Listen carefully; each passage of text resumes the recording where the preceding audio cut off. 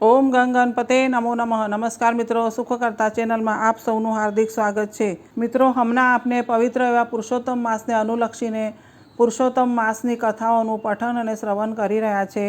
આ પહેલાંના વિડીયોમાં આપને સુખના કારણ શોધતો રાજા દ્રઢધન્વા એ કથાનું પઠન અને શ્રવણ કર્યું. હવે પછીના આ વિડીયોમાં આપને રાજા દ્રઢધન્વાનો પૂર્વભવ એ વિશે પઠન કરીશું.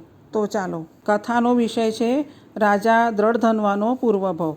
ઋષિ વાલ્મીકીએ કહ્યું, હે રાજા, શતકો પૂર્વે ભારતનું નામ હિમવૃત વર્ષ હતું. હિમવૃત વર્ષ બહુ મોટો દેશ હતો. એના એક પ્રદેશમાં દ્રવિડો રહેતા હતા. પ્રદેશનું નામ પણ દ્રવિડાવર્ત હતું. દ્રવિડ પ્રદેશ જંગલમાં જ વસેલો હતો. ગામ, કસ્બા, શહેર આવા વિભાગો પણ ન હતા. એ આખા પ્રદેશમાં કેટલીય નદીઓ હતી, પણ તામ્રવર્ણી નદીને કાંઠે સુદેવ અને ગૌતમી નામના બ્રાહ્મણ બ્રાહ્મણી રહેતા હતા. પતિ પત્ની વચ્ચે ખૂબ જ ભક્તિભાવ હતો, પણ તેઓ માતા પિતા બન્યા ન હતા. સુદેવ બ્રાહ્મણને એક દિવસ સંતાન વિનાનું જીવન સ્મશાન જેવું જણાયું. તે મહાવ્યાધિ પામ્યો. તેને પોતાની વ્યાધિનું કારણ પોતાની પતિ ભક્ત પત્ની ગૌતમીને કહ્યું. ગૌતમીએ પતિને કહ્યું, હે સ્વામી, સંતાન આપવા કે ન આપવા તે ઈશ્વરની મરજીની વાત છે. પૂર્વે ચિત્રકેતુ નામનો એક નરેશ તમારી પેઠે પુત્રની વ્યાધિમાં ડૂબ્યો હતો. એને મહાન તપસ્વી અંગિરાએ ઉપદેશ કરી પરમાત્માની ઈચ્છા સમજાવી હતી. મુનિવર નારદજીએ પણ ચિત્રકેતુને દુઃખી ન થવા સમજાવ્યો. કેટલાક કપૂતોની દ્રષ્ટાંત કથા કહી.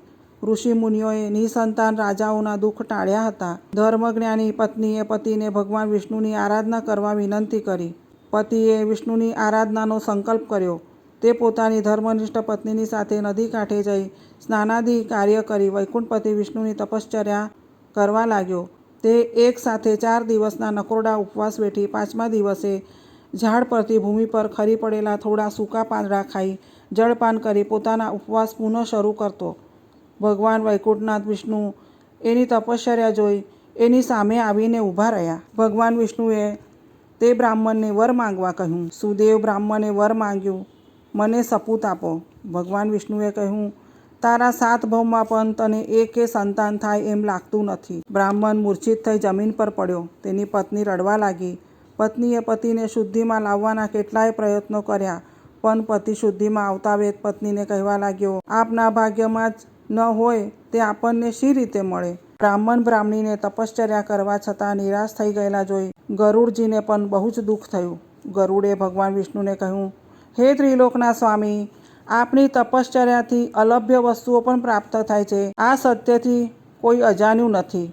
હવે આપ જ કહો કે સુદેવ બ્રાહ્મણે કઠિન તપ કરી આપણને પ્રસન્ન કર્યા, છતાં સંતાન જેવી વસ્તુ એને પ્રાપ્ત ન થાય.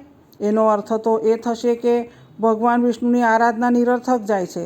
સ્વર્ગ, મૃત્યુ અને પાતાળમાં આપની શક્તિનો મહિમા જ નહીં રહે, અને એવું બને તે મારાથી શી રીતે સહન થાય. ભગવાન વિષ્ણુએ ગરુડને સાંભળીને કહ્યું, હે ગરુડ, તું મારો દાસ છે. તારી ઈચ્છા બ્રાહ્મણ બ્રાહ્મણીને પુત્ર મળે એવી હોય તો તું જ એને પુત્ર આપ. ને ભગવાને ગરુડને આશીર્વાદ આપ્યા. ગરુડે ભગવાન વિષ્ણુના આશીર્વાદથી સુદેવ બ્રાહ્મણ તથા બ્રાહ્મણીને એક પુત્રનું વરદાન આપ્યું. બ્રાહ્મણી ગૌતમીએ કેટલાક માસ પછી એક પુત્રને જન્મ આપ્યો. ગરુડના અંશથી જન્મ પામેલા આ તેજસ્વી બાળકને શુકદેવ નામ આપવામાં આવ્યું. બ્રાહ્મણ બ્રાહ્મણી પુણ્ય કર્મો કરે જ જતા હતા. બાળકમાં સદ્ગુણો પ્રગટવા લાગ્યા. એનો વિકાસ થવા માંડ્યો. થોડા સમયમાં શુકદેવ બાળકે મહત્વનું શિક્ષણ મેળવી લીધું. બાલ્યકાળથી જ બાળક શુકદેવમાં વૈદિક સંસ્કાર ઝળહળવા લાગ્યા હતા. એક દિવસે દેવલ નામનો એક તપસ્વી બ્રાહ્મણને ત્યાં આવ્યો. આ તપસ્વી સામુદ્રિક શાસ્ત્રનો જાણકાર હતો.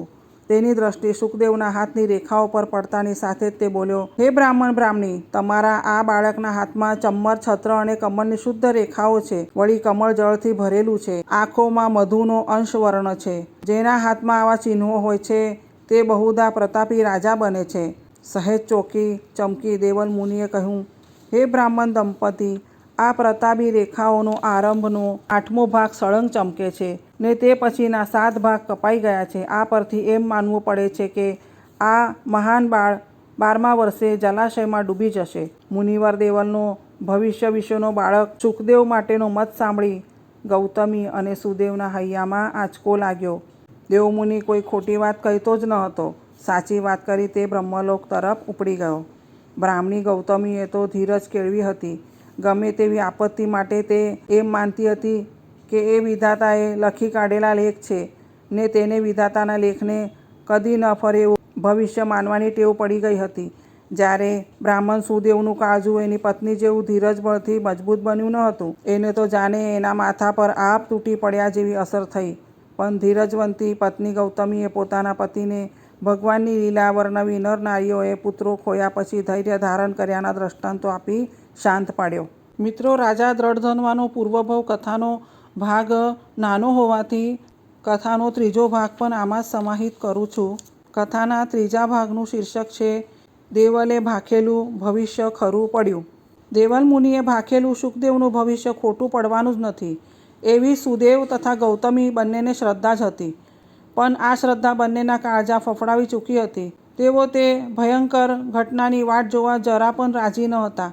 પણ તેમના ભાગ્યમાં એ દુઃખદ બનાવ લખ્યો જ હોય એમાં કોઈ શું કરે? શુકદેવને એના માતા પિતાએ વાવ, કૂવા, સરોવર, સાગર વગેરેમાં નાહવા જવાની સાફ ના કહી હતી.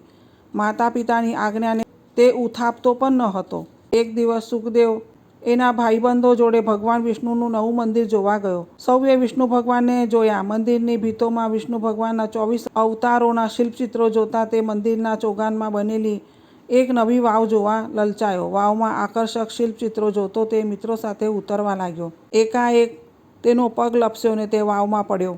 એના ભાઈબંધો એને બહાર કાઢવા ખૂબ જ મહેનત કરવા લાગ્યા. પણ કોઈનીએ મહેનત લેખે લાગી નહીં.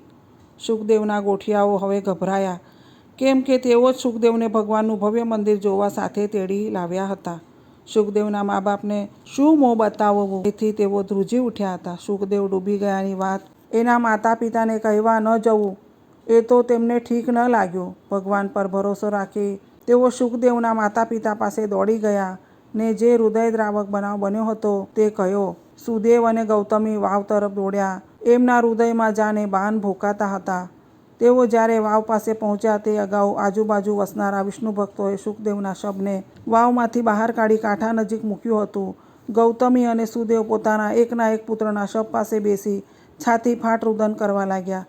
કેટલાય માણસો સુદેવ અને ગૌતમીના દુર્ભાગ્ય માટે તેમની દયા ખાવા લાગ્યા. ગૌતમી અને સુદેવ એટલા બધા દુઃખી થયા હતા કે તેમને અન્ન જળ લેવાનું પણ ગમતું ન હતું.